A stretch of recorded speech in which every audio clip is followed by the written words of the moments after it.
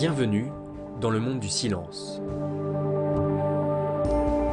Onduler tel un poisson, le rêve de beaucoup, le quotidien des apnéistes.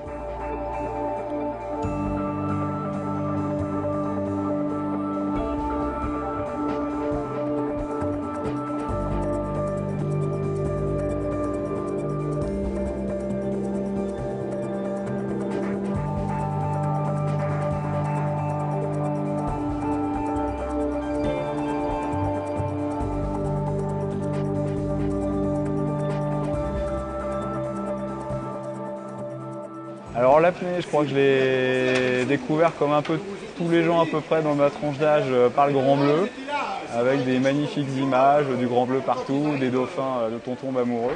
Xavier Delpy a découvert l'apnée il y a 2 ans et demi, un peu par hasard, lors d'une sortie dans la mer Rouge avec les dauphins. Depuis, ce chirurgien de 35 ans passe son temps libre sous l'eau.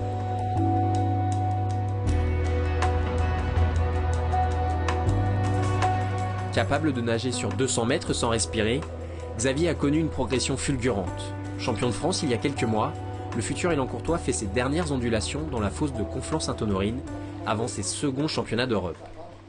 Sous l'eau, le nageur de Saint-Quentin connaît 2 phases. La partie plaisir lors de l'apnée statique, une sensation d'apesanteur reposante. Ce moment où les minutes souvent trop courtes dans la vie deviennent alors si longues.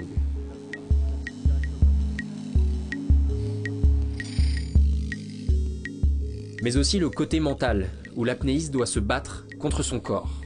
Et il y a cette deuxième partie qui commence, qui est ce qu'on appelle la phase de lutte, où là le corps a envie de respirer, et là c'est complètement l'inverse.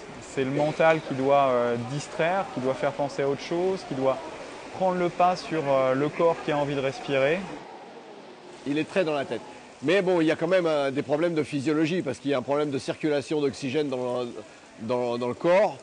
Et il y a des gens qui sont physiologiquement, c'est le cas de Xavier, physiologiquement différents.